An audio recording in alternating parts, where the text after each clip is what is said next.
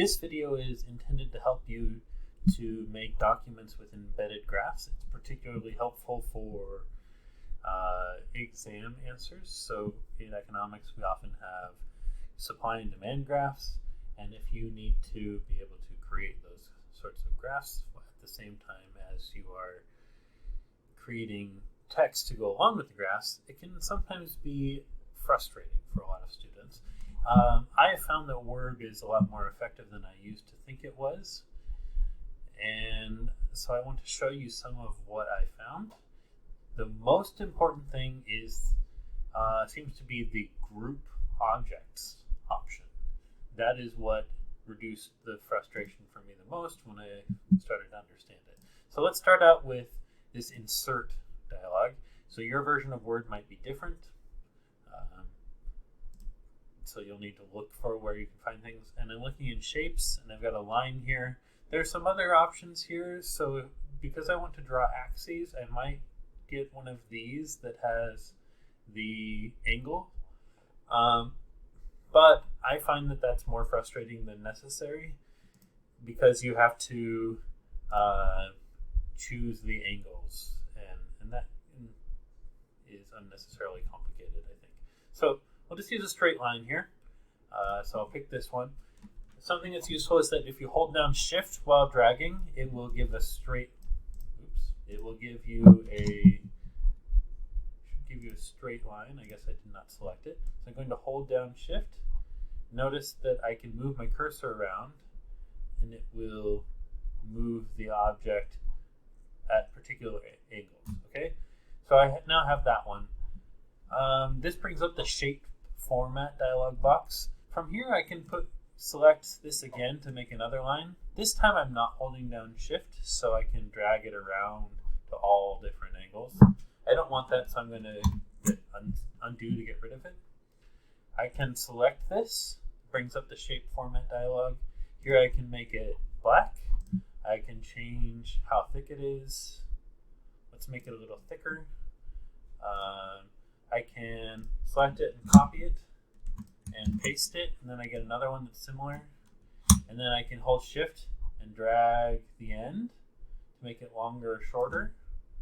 I can let go of Shift and drag it over this way. I can then hold Shift again and drag it, and it straightens out. And then,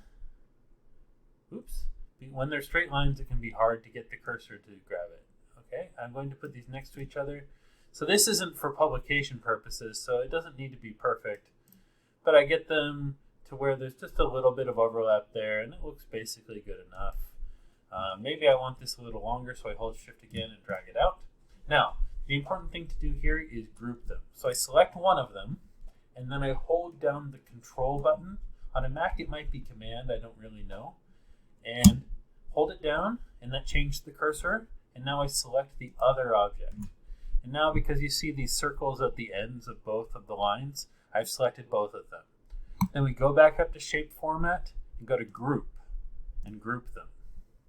Okay, now when I select one of them, I can move them both around.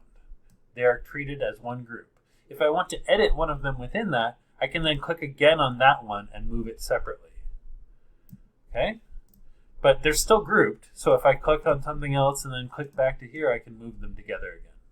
Now, the group option only shows up if these are not in line. So see where I can right click on this to bring up a menu and go to wrap text. There's another way to get to this as well. So for instance, it's up here under shape format. It's probably in some other places as well. So wrap text, right now it says in front of text. I could do square, or I could do in line with text. Okay, so now it's in line with text. What that means is that if I move it, it will be in the text. It's actually treated like another word. All right.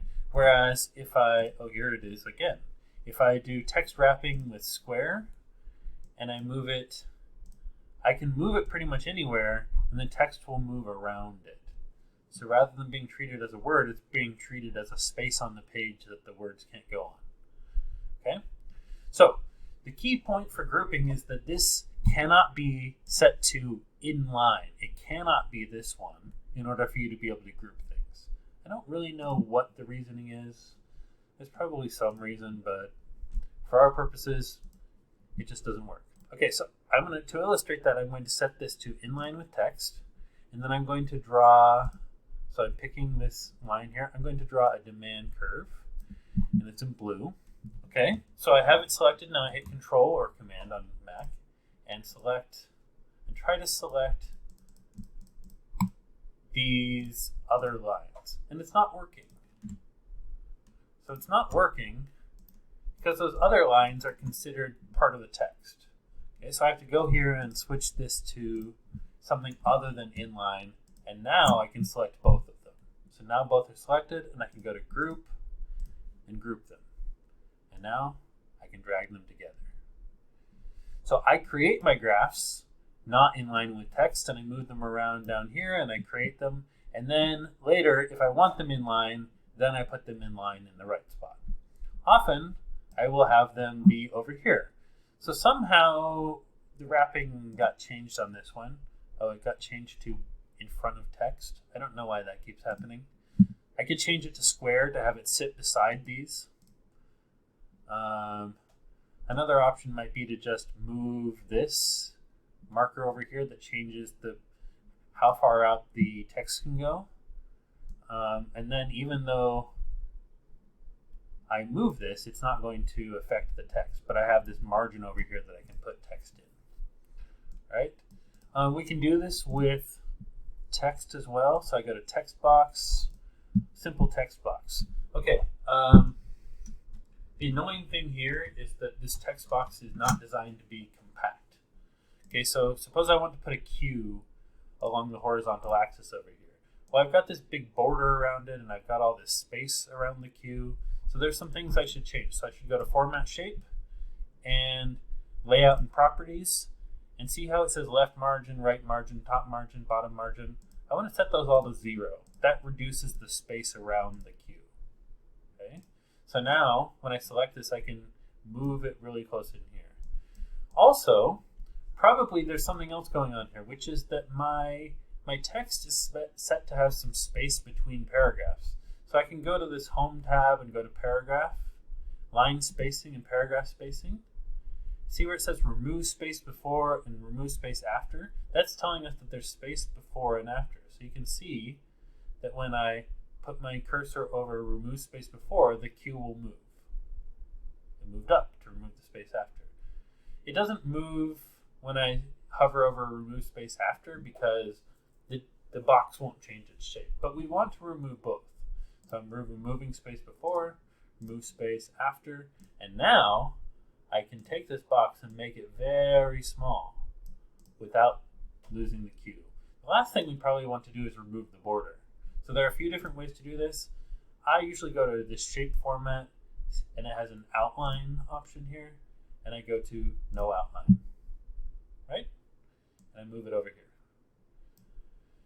Sometimes these things will overlap with other things, so I go to bring to front, send to back. That determines which objects are in front of other objects. The objects in front will hide the objects behind them. You can also set some sort of transparency, but that's more complex. So I usually send the text to back because it has this box, and the box will overlap with lines and get rid of them. Okay, so again, I want to group this with the rest of this stuff. So I select both with Control and go to Group. And now I can move this around. Right, and I already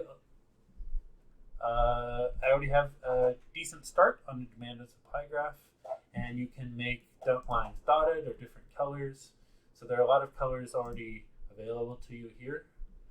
I like to use different colors of similar, I think, shade, hue. I don't know what the correct term is, to represent similar things. And I like to use different weights to represent more or less important things. And I like to use dashes sometimes to represent information that is very different from other information. So I wouldn't use it for these, but I might use it for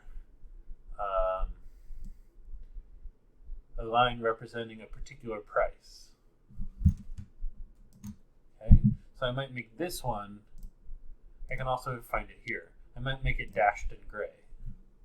Okay. And then again, I'd want to select that and select the others and shape format, group, group. I hope this helped you.